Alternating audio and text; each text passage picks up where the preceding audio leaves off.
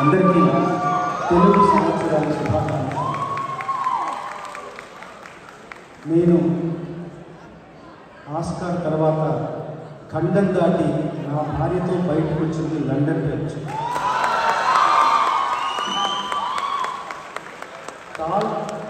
తాల్ ప్రేక్షకులు ఎదురుగా నేను ఇప్పుడు వచ్చాను, కానీ తాల్ నా జీవితంలోకి ఎప్పుడో వచ్చింది. అది ఎలా అంటారా? కిషోర్ గారు ఎక్కడ ఉన్నారు? కిషోర్ గారు తాల్ ట్రస్టీ. ఆయన ఒక 4 ఏళ్ల క్రితమే కిషోర్ గారు నా వికీపీడియా హ్యాండిల్ చేసే కిషోర్ గారు నాకు ఫిలింఫేర్ వచ్చినప్పుడు కూడా కొత్తగా ఫిలింఫేర్ వచ్చిందని దాన్ని కలిపాడు. తర్వాత ఈ మధ్యకాలంలో గోల్డెన్ గ్లోబ్ వచ్చిన తర్వాత గోల్డెన్ గ్లోబ్ కలిపారు. తర్వాత ఆస్కార్ నామినేషన్ వచ్చిన తర్వాత కూడా అకాడమీ అవార్డ్ నామినేటెడ్ అని బ్రాకెట్లో పెట్టి, ఈ బ్రాకెట్ కూడా నేనే తీసే అవకాశం నాకు వస్తుంది రావాలని ఎదురు చూశారు. ఆ బ్రాకెట్ కూడా ఆయనే తీశారు. అంటే ఒక రకంగా తాల్ ప్రేక్షకుల, తాల్ సభ్యుల ప్రేమ, తాల్ సభ్యుల అభిమానం, ఆదరణ నా జీవితంలో ఖచ్చితంగా ఉంది అని నేను నమ్ముతున్నాను. దానికి ప్రత్యక్ష ఉదాహరణ కిషోర్ గారి ప్రేమ, కిషోర్ గారి అభిమానం. కిషోర్ గారు నన్ను ఇక్కడ రావడానికి ఎంత కృషి చేశాడంటే, నేను నా భార్య వీసాలు రావడానికి ఎంతో కష్టపడ్డాడు. అందరి తరపున, మీ అందరికీ, మా ఇద్దరి తరపున మనస్ఫూర్తిగా ధన్యవాదాలు తెలియజేస్తున్నాను.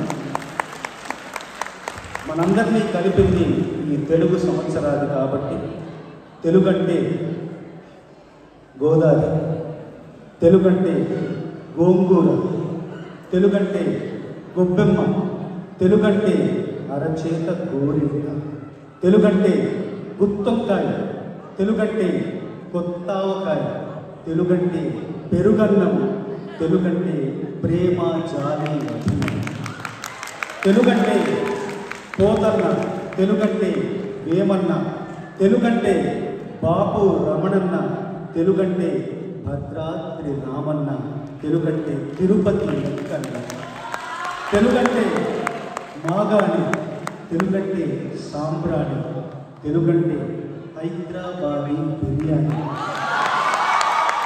తెలుగంటే పచ్చని ఆడపిల్ల ఓడి, తెలుగంటే యమకారం, తెలుగంటే మమకారం, తెలుగంటే కొంచెం వెనకారం, తెలుగంటే చాలా సంస్కారం, తెలుగంటే పట్టింపు, తెలుగంటే తెగింపు, తెలుగంటే లాలింపు, తెలుగంటే చల్లని తల్లి నోటి పిలుపు,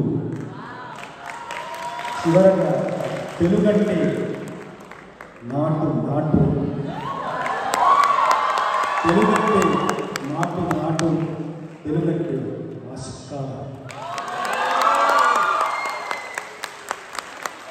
ఆస్కార్ ఒక అబద్ధం లాంటి నిజం, ఒక ఊహ లాంటి వాస్తవం, ఒక కల్పన లాంటి యథార్థం, ఒక భ్రమ లాంటి భ్రమ.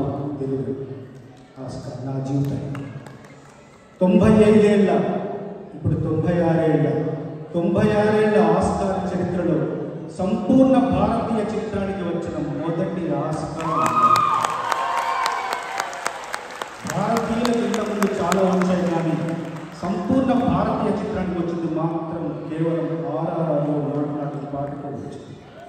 ఈ 96 ఏళ్ల ఆస్కార్ చరిత్రలో ఎంతోమంది విజేతలు పురస్కారాన్ని తీసుకున్నారు, పురస్కారానంతర ప్రసంగం చేశారు. కానీ అన్ని వేల భాషల్లో వేల పదాలు అక్కడ మారుమోగాయి. కానీ మొట్టమొదటిసారిగా ఆ వేదిక మీద మారుమ్రోగిన మొట్టమొదటి తెలుగు పదం నమస్తే.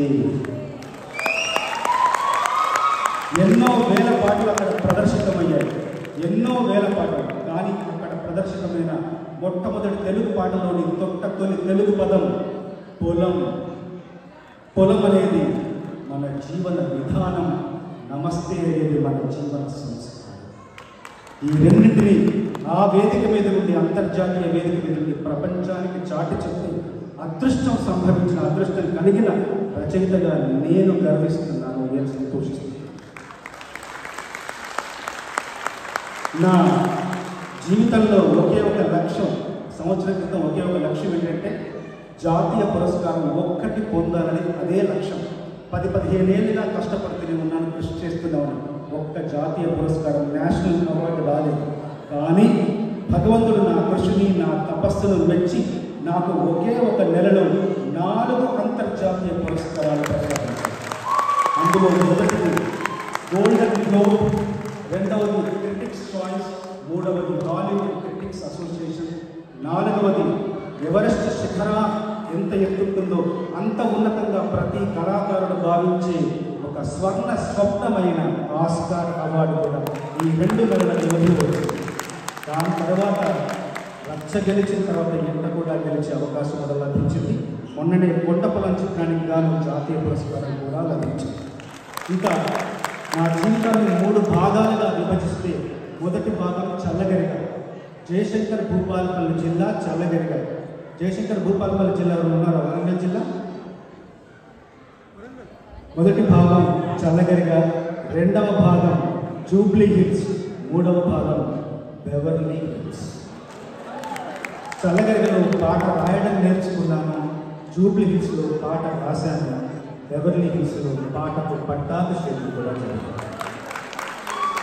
2018లో లాస్ ఏంజల్స్ వెళ్ళాను బతుకమ్మ పండుగ అయిన తర్వాత అందరం కలిసి, మిత్రులందరం కలిసి లాస్ ఏంజల్స్ ఆ వీధుల్లో వెళ్తూ ఇదే డాల్బీ స్టూడియో భయ్యా వెళదామా అంటే వద్దులే భయ్యా నేను రాను, నాకు అంత ఆసక్తి లేదు. 2 భయ్యా తీసుకెళ్ళిన తర్వాత ఆ రోజు ఎందుకు గేట్లు మూసేసి ఈరోజు అనుమతి లేదు, మీరు వెళ్ళండి అన్నారు. నేను చెప్పాను కదా భయ్యా, మనకు సంబంధం లేని విషయం, అనవసరంగా తీసుకొచ్చారు. చూసారా గేట్లు కూడా మూసారు, వెనక్కి వచ్చారు. సరిగ్గా 5 ఏళ్ల తర్వాత అదే డాల్బీ థియేటర్కి ఒక రాజమార్గంలో ఎర్ర తివాచి మీద నేను, కీరవాణి గారు, మా అబ్బాయి స్టూడెంట్ గారు అందరం కలిసి చాలా నడుచుకుంటూ వెళ్ళి మా కేటాయించిన సీట్లలో, నామినేషన్ సీట్లలో కూర్చున్న తర్వాత వేదిక మీద వచ్చేసారు. ఇంకా రకరకాల ప్రదర్శన ప్రారంభమయ్యి మా విభాగం వచ్చింది. ఇంత ఆషామాషి కాదు, ప్రపంచంలో రక్త ప్రతిష్ఠులైన లేడీ గాగా ఉంది, సంలక్షణ ఉంది, జ్వాన్ వారన్ ఉంది, ఎంతోమంది రక్త ప్రతిష్ఠులైన గాయని గాయకులు అందరూ కూడా ఆ వేదిక మీద పాడిన తర్వాత ఇక మా వంతు వచ్చింది, ఈ పాట వంతు వచ్చింది. తర్వాత అప్పుడు మెల్లగా భయము, కంగారు, ఆందోళన, ఏదో ఒక చిన్న ఒక ఆతృత. ఇదే డ్రెస్ గుర్తించుకుని వెళ్ళాను. ఇదే డ్రెస్ మళ్ళీ ఇక్కడ కూడా మేము చేశాను. అదే నాకు అదే సూటు వెళ్ళిన తర్వాత భయంగా కూర్చున్నాను. ఇంకా మా విభాగం వచ్చింది, అమ్మాయి వచ్చి ఇంకా ఈ పాటల విభాగం సంబంధించిన ఫలితాన్ని ప్రకటిస్తూ now the award goes to అనగానే ఒక్కసారిగా నేను కీరవాణి గారు లేచి 15 సెకండ్ల పాటు అలా నడుచుకుంటూ వెళ్ళి ఆ 15 సెకండ్ల వ్యవధిలో ఆలోచనారహితం, భావరహితం, ఉద్వేగరహితం, పుస్తకాల్లో చెప్పినట్టుగా నిర్వికల్ప సమాధి స్థితి అంటారు కదా, ఆ సమాధి స్థితిని ఆ 15 సెకండ్ల పాటు అనుభవించి పైకి వెళ్ళిన తర్వాత పురస్కారం పట్టుకున్న తర్వాత ఒక్కసారిగా ఆ పురస్కారాన్ని ఇలా మోస్తున్నప్పుడు మొత్తం జీవితం అంతా కళ్ళ ముందు తిరిగింది. 30 ఏళ్ల జీవితం, 30 సంవత్సరాలు, 860 సినిమాలు, 3600 పాటలు. ఒక్క క్షణం ఆ పట్టుకున్న ఒక్క క్షణం ఏమనిపించిందంటే 30 సంవత్సరాలు, 30 ఇంటూ 365 ఇంటూ 24 ఇంటూ 60 ఇంటూ 60 ఎన్ని క్షణాలైతే వస్తుందో ఈ పురస్కారం పట్టుకున్న ఒక్క క్షణం అన్ని క్షణాలతో సమానమైనదిగా భావించే ఉద్వేగం కలుగుతుంది. అలా పట్టుకున్నప్పుడు భారత జాతీయ సాహిత్య గౌరవాన్ని, భారత జాతీయ సాహిత్య కీర్తిని, భారత జాతీయ సాహిత్య పతాకాన్ని నా చేతిలో పట్టుకున్న గొప్ప భావన కలిగింది. ఆ పురస్కారం పట్టుకున్నాను. తర్వాత రకరకాల సన్మానాలు, సత్కారాలు, ప్రశంసలు, ఇంకా అన్ని వర్షాలు కురిసాయి నా మీద. కానీ నా జీవితంలో ఆస్కార్ తర్వాత మరచిపోలేని మధురమైన ఒక సంఘటన మాత్రం చెప్పాలి. అమెరికాలో మా మిత్రుడు ఉన్నాడు, వెంకట్ అని చెప్పేసి. తను సంకల్ప వృక్షం అనే ఒక పుస్తకాన్ని రాశాడు. రాయడానికి 7 రోజులు సెలవు పెట్టి ఇంట్లో ఉన్నాడు. సెలవు పెట్టిన తర్వాత పుస్తకం రాసి మళ్ళీ ఆఫీస్కి వెళ్ళిన తర్వాత ఒక తెల్లావిడ అడిగింది అనమాట, ఏంటంటే వారం రోజులు రాలేదంటే పుస్తకం రాశానంటే. ఆవిడంది, నాకు పుస్తకాలు అంటే చాలా ఇష్టం, పుస్తకం ఇస్తారా చదువుకుంటే. ఇంగ్లీష్లో రాయలేదండి, ఒక ఇండియన్ లాంగ్వేజ్లో రాశానంటే. ఏ లాంగ్వేజ్ అంటే తెలుగు అంటే. ఆవిడంది Telugu means that natural language అంటే తెలుగు నాటు లాంగ్వేజ్గా, అంటే ఒక భాషకే గౌరవం, భాషకే గుర్తింపు వచ్చే పాటలో భాగస్వామి అయినందుకు అంతకంటే నా జీవితం సార్థకత ఏమిటి, నా జీవితానికి, నా జన్మకు చరితార్థమవడానికి అంతకంటే గొప్ప ఉదాహరణ ఉంది. అలా తెలుగు కవిగా నేను పుట్టినందుకు, ఒక పాట రాసి ఆ పాట ప్రపంచవ్యాప్తంగా గుర్తింపు వచ్చి ఆ పాట ద్వారా భాషకే గౌరవం లభించిన సంఘటన నా ద్వారా సంభవించిందంటే అంతకంటే నా జీవితంలో గొప్ప సంఘటన మరొకటి భావిస్తూ ఈ సందర్భంగా మీ అందరికీ మనవి చేసుకునేది ఏంటంటే, సినిమాలో ఆ పాట వచ్చేది కేవలం 5 నిమిషాలు మాత్రమే. కానీ ఆ సినిమా పాట రాయడానికి నాకు పట్టిన సమయం 19 నెలలు పట్టింది. సంవత్సరం మీద 7 నెలలు, ఒక సంవత్సరం మీద 7 నెలలు పట్టింది ఆ పాట రాయడానికి, పాట పూర్తి చేయడానికి. ఎప్పుడు కూడా ఒక అరపూట, ఒక 3 గంటలు, ఒక 4 గంటలు, మహా అయితే ఒక రోజు 2 రోజుల్లో పాట రాస్తాను. కానీ ఏంటో ఆ పరీక్ష పెడుతూనే ఉన్నారు. ఇది బాగోలేదు, ఇంకోటి రాయండి, ఇలా రాస్తూ 6 నెలలు, సంవత్సరం మీద అలా వెళ్ళిపోతుంది. ఎందుకో తెలియదు.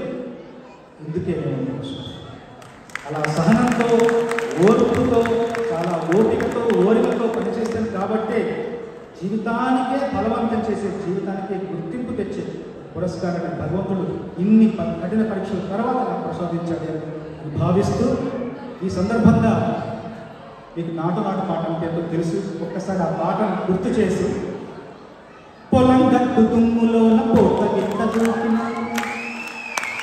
పొలేదమ్మ చాకడలో పోతరాజు ఊగినట్టు, తిరిగి చెప్పులేసుకొని కర్రసాము చేసినట్టు, పల్లి చెట్టు నీడలోన చున్న గొంపు కూడినట్టు, ఎర్ర జొన్న రొట్టెలోన చుప్ప తొక్కు కలిగినట్టు, నా పాట చూడు నాటు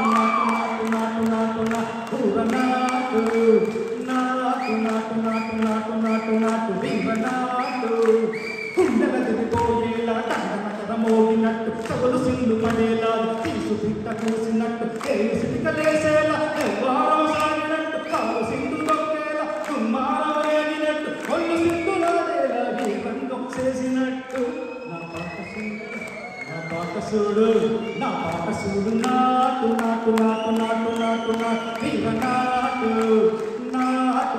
నాటు గడ్డపారలాగా చెట్ట నాటు పిచ్చి కత్తిలాగా వెర్రి నాటు.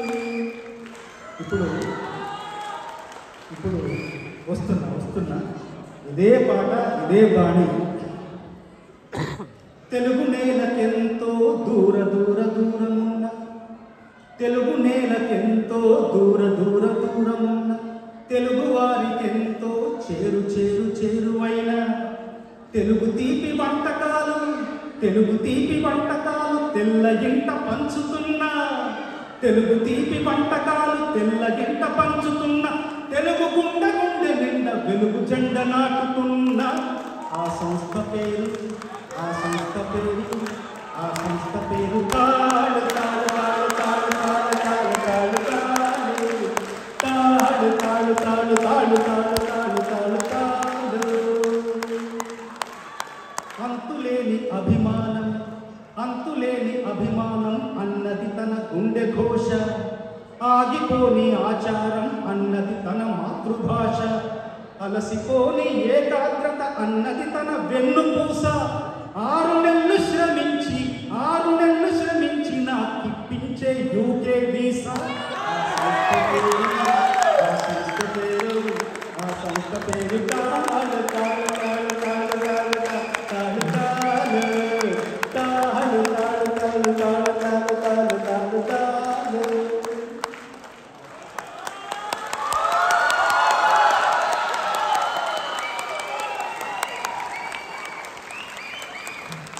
ఇప్పుడు